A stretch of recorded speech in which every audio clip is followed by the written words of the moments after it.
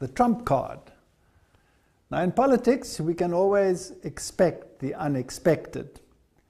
And the world was certainly taken by surprise when Donald Trump won the American presidential election. Now in politics, we are taken by surprise, but in prophecy, we have certainty.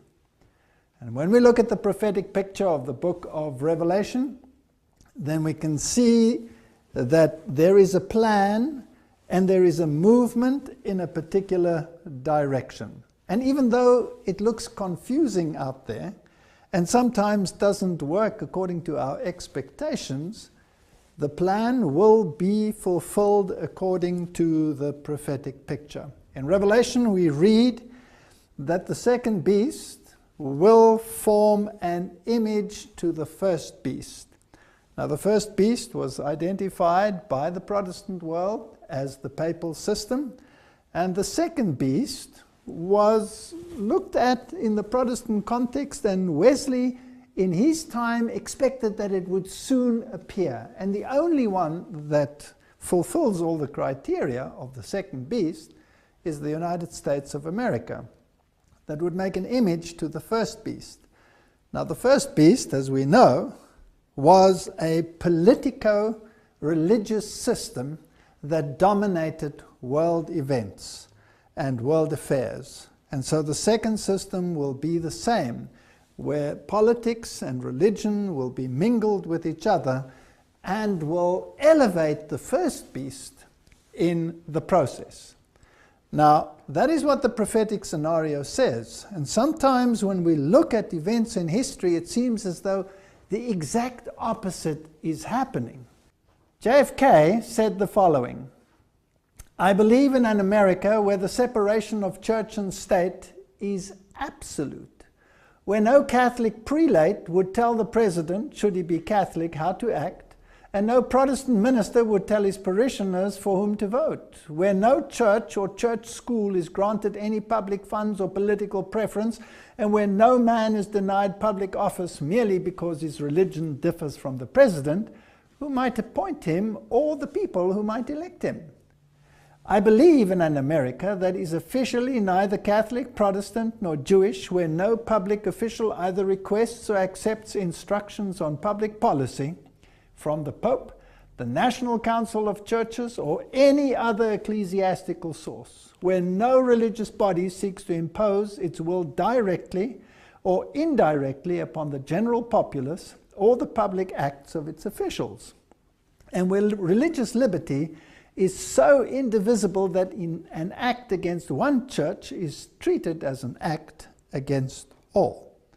So Kennedy still stood for the absolute separation of church and state.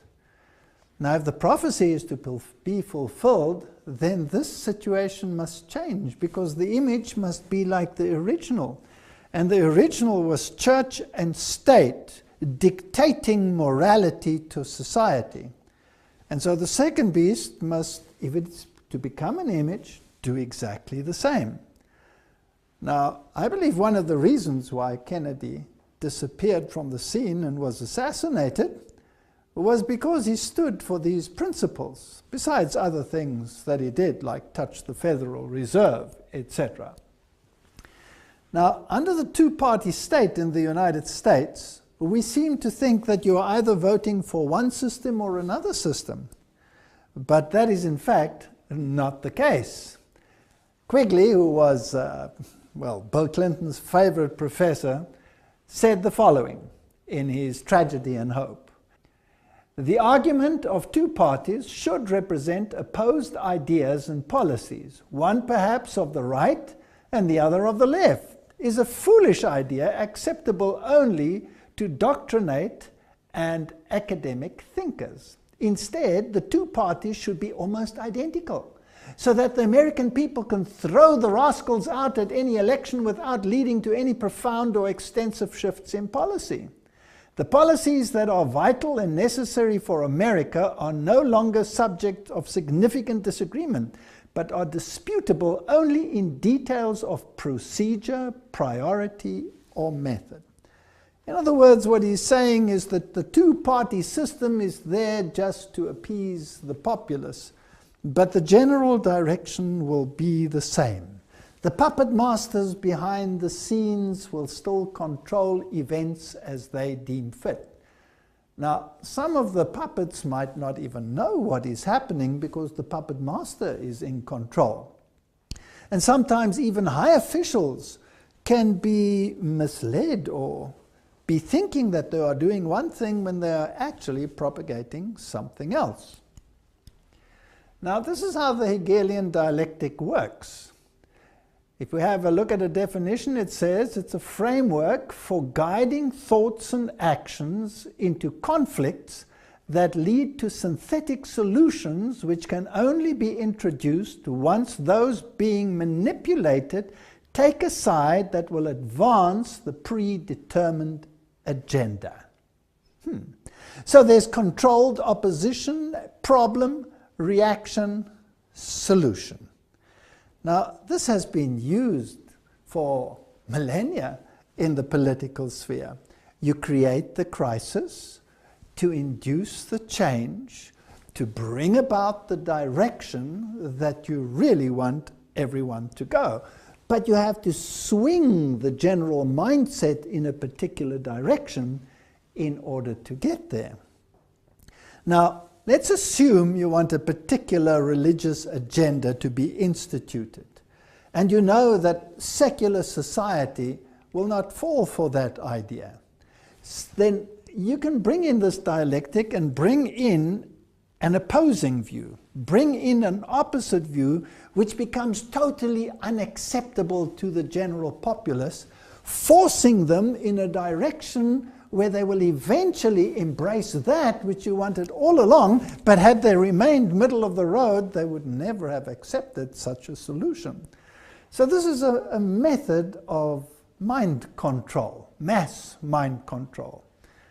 Now, when we look at the Obama legacy, then this becomes apparent. He's the one who said Trump is unfit to serve as president. And Donald Trump was using all the failures of the past administration to highlight his points. I mean, if you look at the entire world, it's in chaos. Refugees are streaming in all over. Bombs are exploding. ISIS is out of control. And all of these issues play on the minds of people and is herding them in a particular direction where they want to ensconce themselves and protect themselves from these waves of evil that are rolling in upon society, and then perhaps doing exactly that which prophecy said they would do, which they would not normally have done had the circumstances been different. So what is the legacy of Obama and Hillary Clinton? Well, it is a liberal agenda. We have seen so many changes in society and so many laws being brought in where, well, a Christian morality seems to be decimated, nothing left of it, so that those that have a Christian ethic would want to scream out and say, we have to change this world. It can no longer carry on like this. And this is exactly what you do. You swing the pendulum to absolute liberalism in every sphere, and then you let it go and let it swing to the other side so that you can get exactly what you want and what prophecy predicts. Obama is the one who said the future must not belong to those who slander the Prophet of Islam. Now, if you look at the web pages, there's so much conjecture as to whether the man was perhaps a clandestine Muslim. And there are pictures of his ring, which tends to be Islamic, and there are pictures of him in Islamic dress, and many, many statements to this effect. And if you look at the administration, many high officials are of the Muslim faith. So it seems as if America was being taken away from its Christian roots and swung in another direction. But prophecy said that the second beast, the United States of America, would implement legislation that would further the first beast, which is Catholicism. And therefore it must be a Christian nation bringing about Christian legislation. And here you had Obama taking the mindset in a totally opposite direction. This is a brilliant Hegelian dialectic. Whether he knew about what he was doing, whether he did it consciously, or whether he did it subconsciously is irrelevant. The fact of the matter is, this is what has happened. I believe, of course, that the insider elite is pretty clued up as to what the agenda is, but nevertheless, one can leave open the option that they might have done it unknowingly. But this was the legacy. And now, with the Trump administration, we are going to probably see the pendulum swing. Catholic Herald, Obama calls for world leaders to heed Pope Francis's message. The President of the United States said he wants fellow world leaders to reflect on Pope Francis' encyclical talking about the environment. So you have this dichotomy of thought. On the one hand, you have this movement towards a totally different religious system, and on the other hand, you have this underpinning of the papal system. And under his leadership, you had the visit of Pope Francis, where he went through the entire procedure, almost like a president of the world being inaugurated, speaking from the balcony, which is a step higher than any of the presidents have done. So you have this dichotomy of thought. You have, on the one hand, the appearance that it's moving in this direction, and on the other hand, the realities of the laws that it's moving in another direction. And then you had the two opponents. You had the one standing for the principles of the right, the other one standing for the principles on the left, and it was a vicious campaign. Now, is this a dialectic, a Hegelian dialectic? Is this a game of good cop, bad cop, or two ideologies which are to undergo pendulum swing? Well, let's have a look at some of the facts without judging any of the individuals and see whether we can come up with some form of conclusion. Here we have the famous supper, the so-called charity supper that takes place just before the election, where you have the Archbishop of New York, who always is the head of the Knights of Malta in America, where he has this meal with the candidates that are to be elected for president. And you can see the jovial nature. This is church and state at its best. And the two of them smiling next to Cardinal Dolan. Now it's interesting when you look at the actions of these individuals, you also get this idea of this dialectic. I mean, if you take the Cardinal, for example, the papacy will make one statement, a very conservative statement, let's say with regard to whatever, lifestyle choices or contraception. The papacy will make one statement, and the people who are supposed to live it out will do exactly the opposite. So you're confused. You're thinking, why are the Jesuits and the Knights of Malta doing the exact opposite of what the papacy has just proclaimed? Why do you have this dichotomy of thought? Well, you see, in this thinking there's this yin-yang aspect. The white aspect and the black aspect, well, they augment each other. The one cannot exist without the other, so they say, in this yin-yang philosophy. So even within the ranks of the church, you have this dichotomy of thought. Now, the two candidates, as we will see, fit the bill in every single aspect.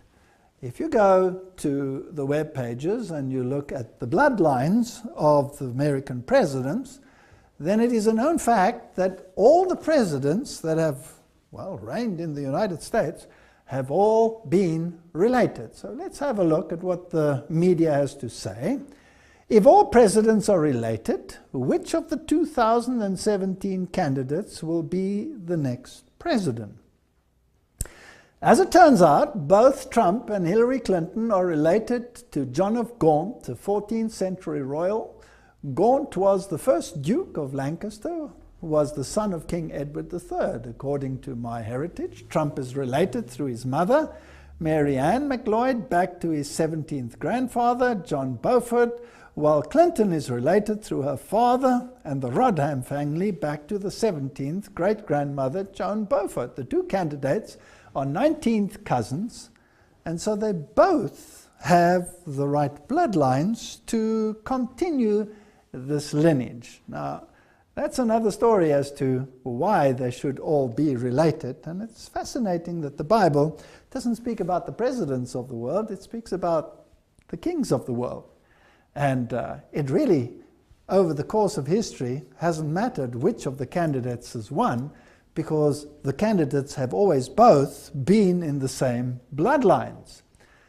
Here are the American presidential bloodlines. Here's another page that explains this. Did you know all 44 US presidents have carried European royal bloodlines into office? 34 have been genetic descendants of just one person, Charlemagne, the brutal 8th century king of the Franks. Now, that's a fascinating story, because Charlemagne is, of course, the one who was crowned emperor of the Roman Empire, the new Roman Empire, and the Pope was crowning him whilst his kingdom was falling apart. So he's a symbol of this unity of the world under one leadership, the papacy. And then if we go to Edward III of England, in fact, the presidential candidates with the most royal genes has won every single American election. Now, it seems as if Trump and Hillary had exactly the same lineage, so it didn't really matter which one of the two won. This information comes from Burke's Peerage, which is the Bible of aristocratic genealogy based in London. Every presidential election in America since and including George Washington in 1789 to Bill Clinton has been won by the candidate with the most British and French royal genes. Of the 42 presidents to Clinton, 33 have been related to two people, Alfred the Great, King of England, and Charlemagne, the most famous monarch of France. So it goes on. 19 of them are related to England's Edward III, and has 2,000 blood connections to Prince Charles. The same goes with the banking families in America. George Bush and Barbara Bush are from the same bloodline, the Pierce bloodline, which changed its name from Percy when it crossed the Atlantic. Percy is one of the aristocratic families of Britain to this day. They were involved in the gunpowder plot to blow up Parliament at the time of Guy Fawkes. Now that's even more fascinating, because that was a Jesuit plot to overthrow the Protestant government in the United States.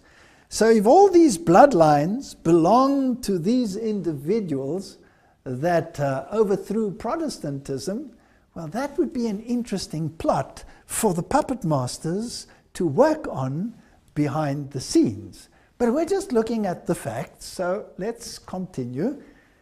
The Mail online predicted or showed that The Simpsons predicted a Donald Trump presidency, and it didn't end well. Time travel episode from 2000 featured broke nation relied on aid from China.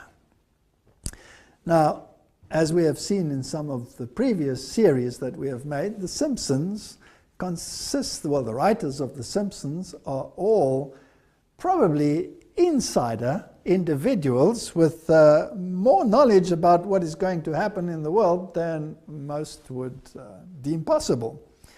And as some candidates have said in the past, if something works out the way that it has worked out, it works out that way because it was planned that way.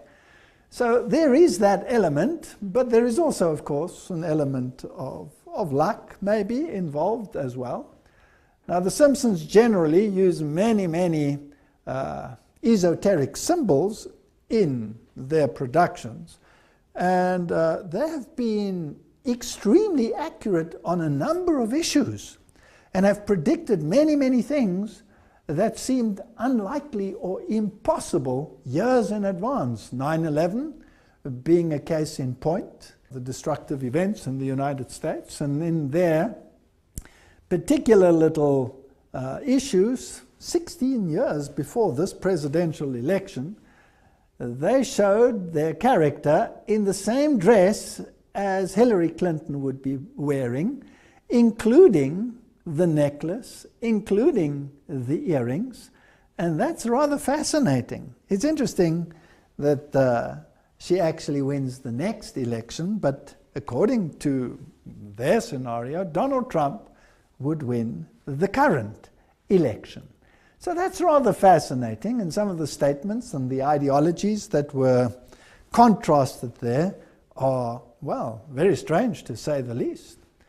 This comes from the year 2000, and they show Trump in his red tie and his jacket between the flags, and this happened in reality. So they're pretty accurate.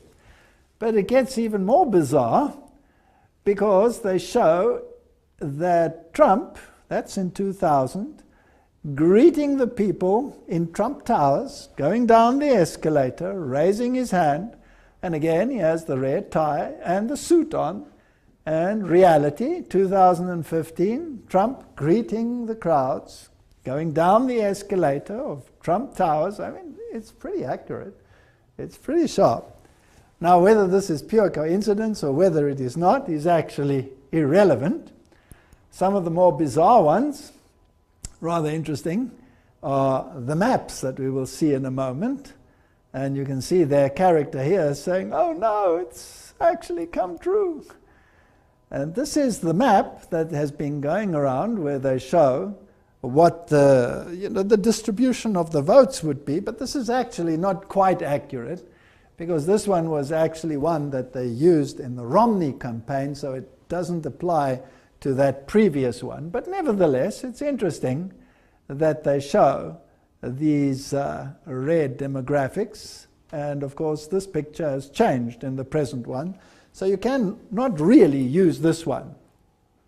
Now let's have a look at some other facts, because what we are interested in is prophecy and not the games and the dialectics that are being played in this world. The National Catholic Reporter tells us that Mike Pence, who is going to be the Vice President of the United States, which is a very, very powerful figure, is a born-again evangelical Catholic. And the web pages in the world tell us this very thing. Now, that's somewhat of a misnomer, and a few years ago, that would not have been a possibility. To be a born-again evangelical Catholic would be considered an oxymoron. It would be impossible.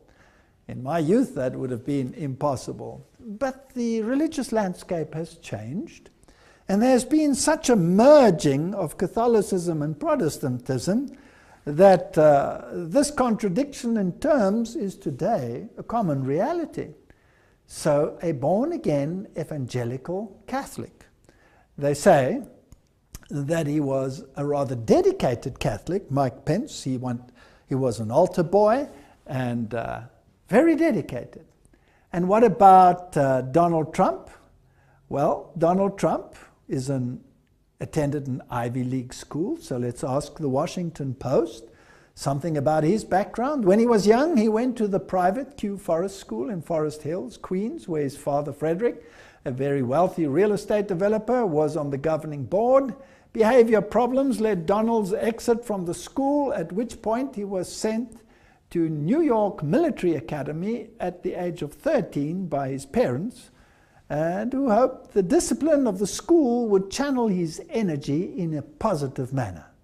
He did well there and went to Fordham University, a Jesuit school in the Bronx. So Donald Trump tries to downplay his Fordham experience and rather to upplay his later experiences.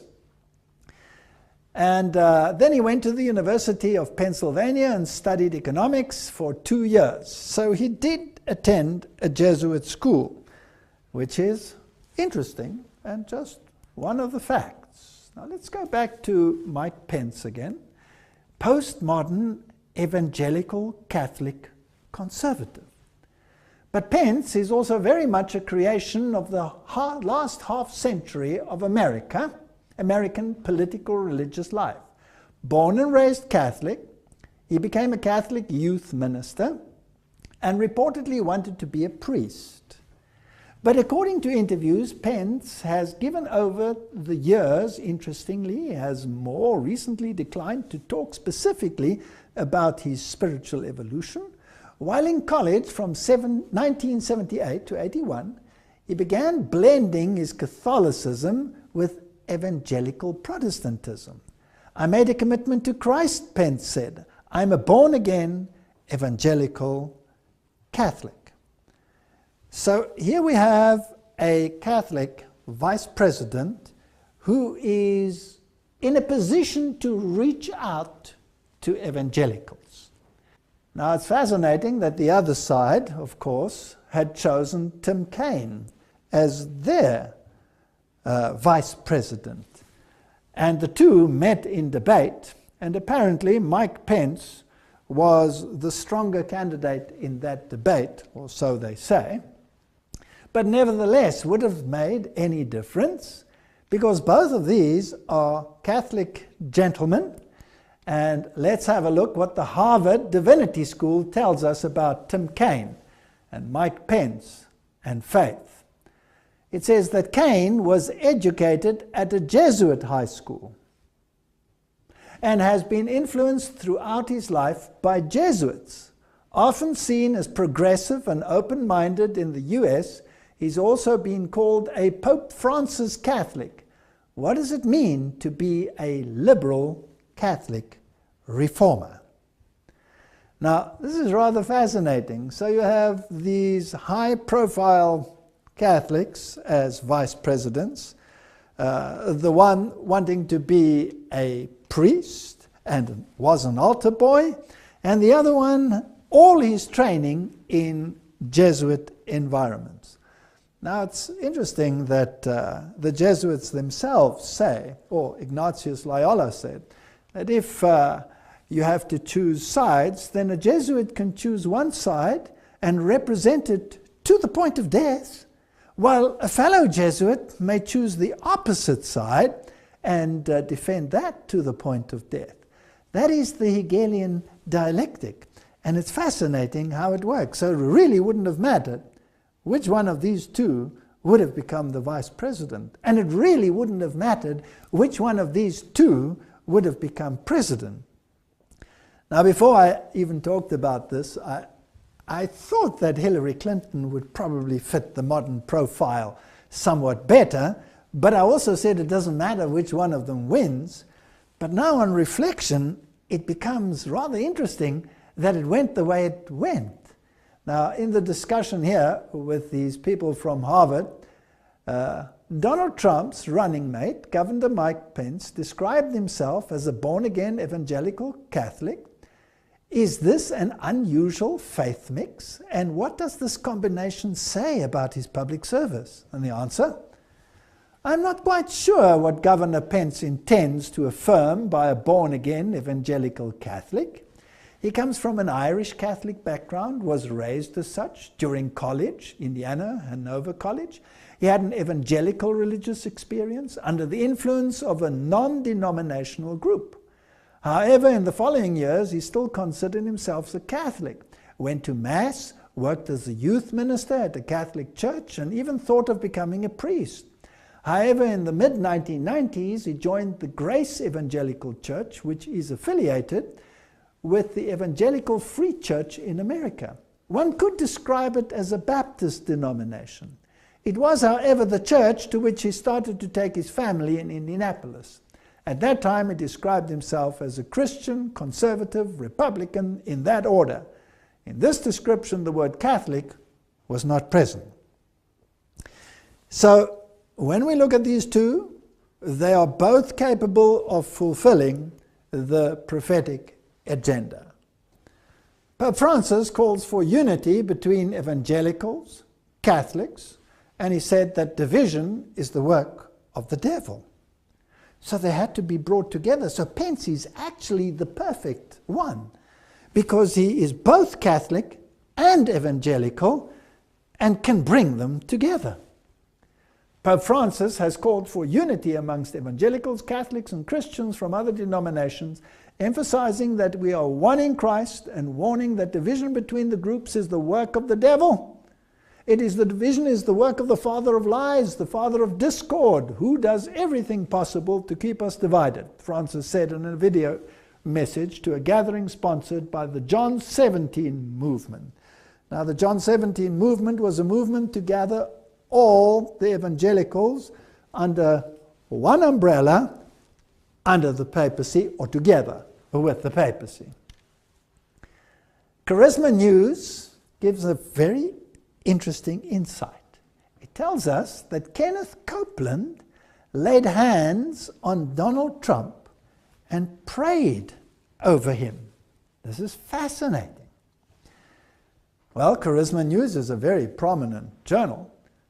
Earlier this month, we reported how Paula White set up an invitation-only meeting between the Republican presidential candidate Donald Trump and evangelical pastors. That meeting happened this week, and plenty of Pentecostals were there to lay hands on the billionaire, make declarations of his life, and pray. Beyond Paula White, also present were Kenneth and Gloria Copeland, and then another whole host of very prominent evangelical leaders. Where is this heading towards? Are we heading towards a union of church and state? Now, what is Donald Trump? Well, let's have a look. Religious News Services says, is Donald Trump now a born-again Christian? And when I read what the journal Christianity Today had to say about Donald Trump, about his remarks and his anti-woman statements and his wild statements, then they were, well, less than pleased, it seems. And now, afterwards, they're all scattering and trying to come together on these issues. Donald Trump has described himself as a Presbyterian and Protestant, a Sunday church person, which is very fascinating, and a collector of Bibles. Now, the presumptive Republican presidential nominee reportedly can add born-again Christian to that list too, according to one of the members of Trump's new evangelical advisory board. So here you have a Sunday-keeping Protestant. Now, if you're going to reach out to the religious community and bring them together, wouldn't it be interesting if the Protestant reaches out to the Catholics and the Catholics reaches out to the Protestants? Then you would have a perfect mix. But I found this rather interesting, and an interesting mix, because by some of his statements, it is hard to imagine that all of this is, perfect truth. Now, this was the statement that Donald Trump made to the Catholic world. Catholics are an important part of the American story. America has been strengthened by hardworking Catholics. From New York to California, the Catholic story is truly unique, and it's a great story. From marching for civil rights to educating millions of children, serving the poor, and helping define the pro-life movement, clergy and lay Catholics across the country have made countless contributions to the American success and the American success story. Washington politicians have been hostile to the church. They have been hostile to Catholics. They have been hostile to the members of Catholicism. My administration will stand side by side with the American Catholics to promote the values we all share as Christians and Americans. God bless you. God bless the United States of America. We will make America great again. So there you have Donald Trump reaching out to the Catholic community. A Protestant, born again Protestant. On the other hand, you have Mike Pence, who said, I'm a Christian, conservative, and Republican in that order, and left out the little fact that he was thoroughly Catholic. Let's listen to what he had to say. Greetings, I'm Governor Mike Pence. You know, it's my honor this year to serve as the Republican nominee for Vice President of the United States with my running mate, Donald Trump. I'm grateful to be able to join you, if only by videotape, but I'm not sure how they introduce me. The introduction I prefer is pretty short. I'm a Christian, a conservative, and a Republican in that order. And really, it's as a fellow believer that I'm particularly honored to be able to address you today. I know every one of us has our own story about how we came to faith.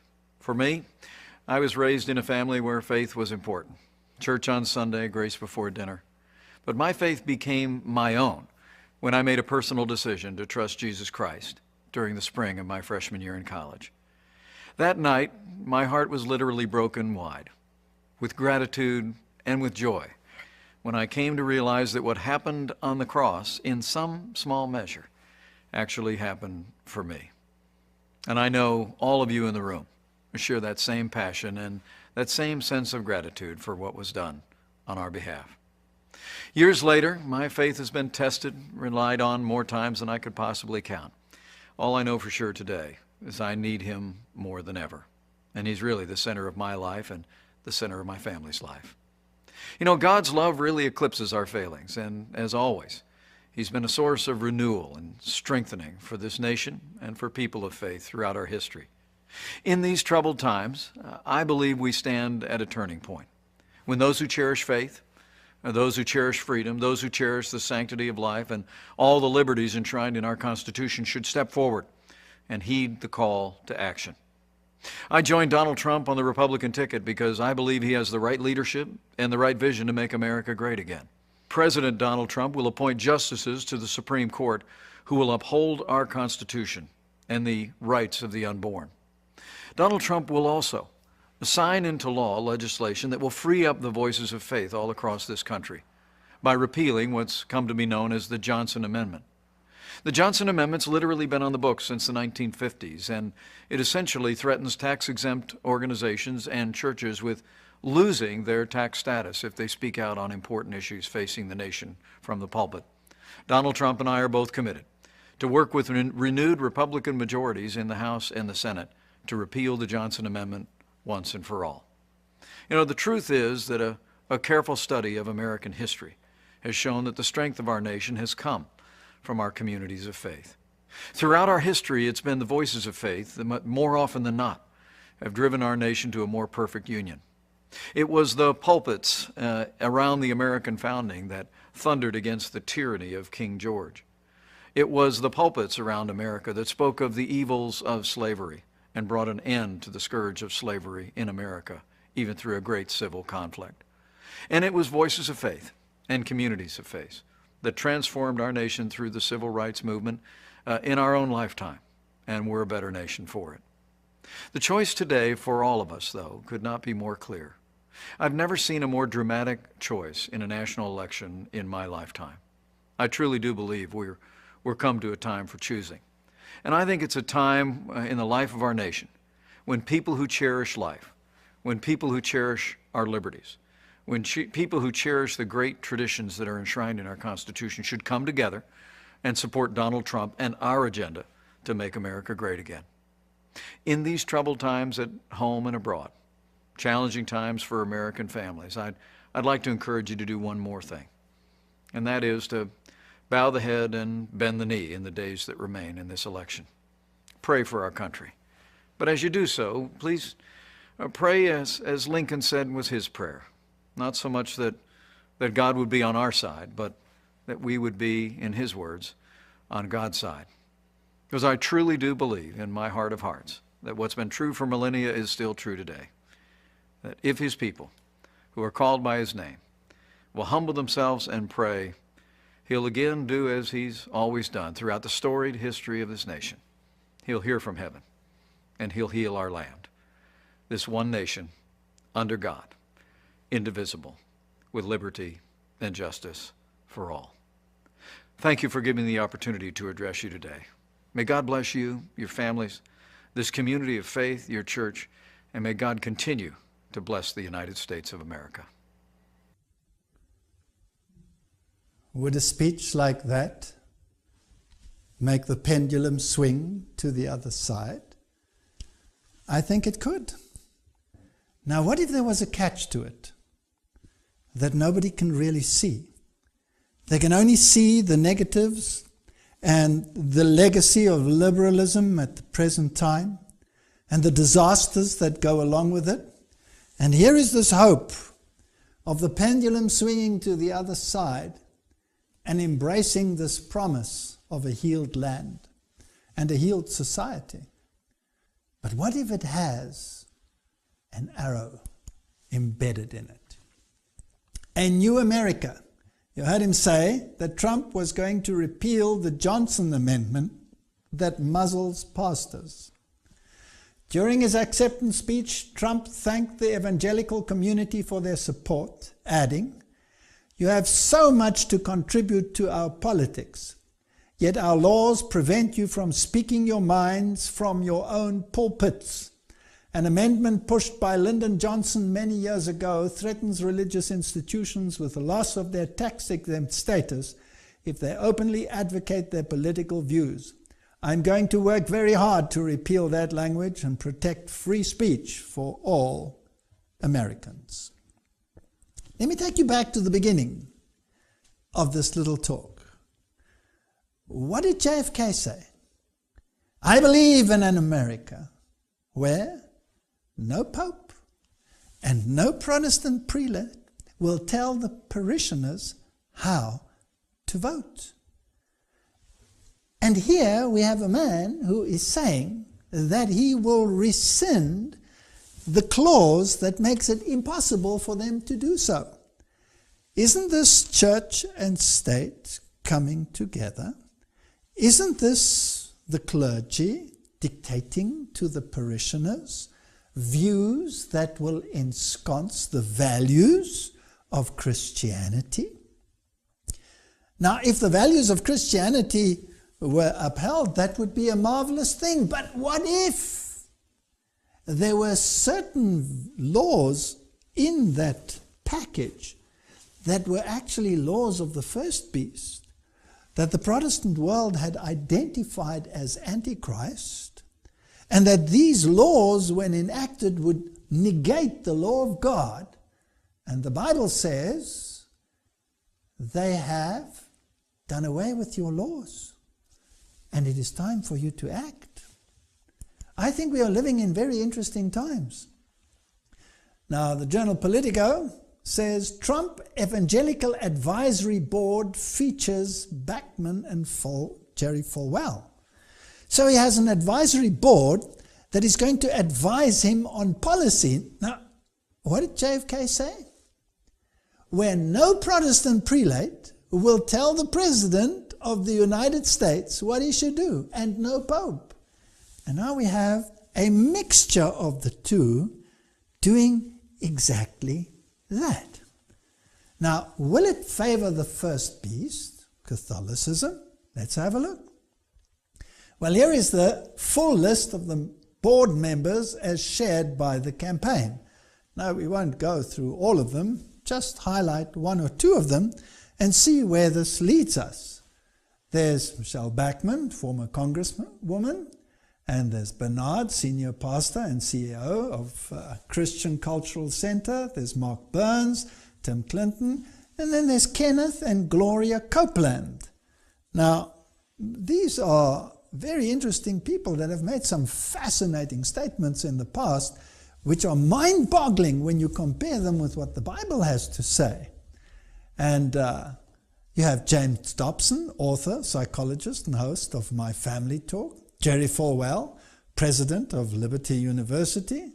You had Ronnie Floyd and Jack Graham and many others. And you have Robert Jeffries and Davis Jeremiah and Richard Land and James MacDonald and Johnny Moore and Robert Morris. This is the full team. James Robinson, founder of Life Outreach International. Tony Suarez, Executive Vice President, National Hispanic Christian Leadership Conference. Jack Strag, Paula White, Tom Winters, Celia Yates. I mean, this is fascinating. And what did Donald Trump say about these people? He said, I have tremendous respect and admiration for this group, and I look forward to continuing to talk about the issues important to evangelicals and all Americans, and the common sense solutions I will implement when I am president. Donald Trump said of his list that included former Congresswoman Michelle Bachmann. Now, let's have a look at just one or two on that list. In 2014, a group of evangelicals was taken to the Vatican by Tony Palmer, who is now deceased, and there they were to embrace each other so that the evangelicals and the Catholics could come together again. It was on that occasion, or just prior to that, where the Pope had sent a message to Kenneth Copeland, and Kenneth Copeland had blessed the Pope while speaking in tongues. And there were many other evangelical leaders there that also embraced the papal message that was sent to them. Pope Francis met televangelist Kenneth Copeland and James Robinson. Now, both of those are on the list. So this is rather fascinating. These people went to Rome to discuss the reunification, and this event is going to be very prominent and public in the year 2017, when the Lutheran world celebrates its 500th centennial of the Protestant Reformation. So these are the issues of the day. The Christian Post says megachurch pastor Jack Graham ready to champion Donald Trump after meeting with 900 evangelicals. Now, he's also one of those that went to the Pope. Former Southern Baptist Convention president and megachurch pastor Jack Graham says that he is ready to champion Donald Trump after attending the meeting between the presumptive Republican nominee and over 900 evangelical pastors and activists in New York City on Tuesday. These people are, on the one hand, now the advisors to the president, and to bring about this change, this making America great again. And on the other hand, they are the ones who are negotiating with the papacy for reunification. In fact, that is exactly what Donald Trump vowed to do. Donald Trump vowed to close the gap between church and state, according to Time. And it states that the GOP presidential nominee has tripled down with one base of political support that has steadfastly remained with him, white evangelical voters, by promising to dismantle the laws that separate church and state in America. Now, it's fascinating what he said on the issue. And if you look what happened to religion, if you look at what's happening to Christianity, and you look at the number of people going to the churches, and the evangelicals know this also, it's not on this kind of climb, it's on this kind of a climb of slow and steady in the wrong direction, Trump said. A lot of it has to do with the fact that you've been silenced. You've been silenced like a child has been silenced. You have a chance to do something that will be earth-shaking, he said. I literally mean it, earth-shaking. You've got to get your people out to vote. Now, if this is what Donald Trump promised, then he is promising precisely what the Bible said would happen. An earth-shaking event that will induce God to intervene in human affairs. It's interesting that both Donald Trump and Pence said that they cherished the Sunday because that was part of their heritage and that is what they remember of their childhood.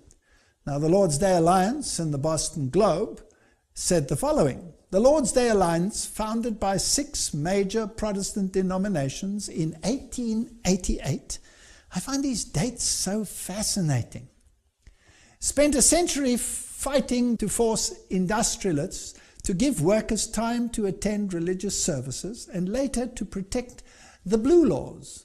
Those are the ones that bring in Sunday legislation. "But little by little, drinking, sporting, shopping became permissible on Sundays. In the last 20 or so years, the group has shifted to advocating to an internal recognition of the Sabbath. The point is, where can a stressed out society find regeneration and renewal?" said Reverend Rodney Peterson, executive director of the group, who drew dozens of people to an interfaith conference on Sabbath observance last week at the Old South Church in Copley Square. So this was reported in the Boston Globe on November the 2nd, 2016. This is an evangelical agenda to bring Sunday back into the mainstream again. And here we have candidates, I believe, that are in a position and have the power base to do it. Because for the first time, Republicans control both houses. This is one of the most powerful presidents that the United States has ever had. And if ever there was an opportunity to bring about the prophetic scenario, it is now. I'm not saying it will happen. I'm saying it is possible for it to happen. Revelation 13 verse 15 says, "And he had power to give life unto the image of the beast, and that the image of the beast should both speak and cause that many as would not worship the image of the beast should be killed." Is this the time in which this prophecy will be fulfilled? Only time will tell.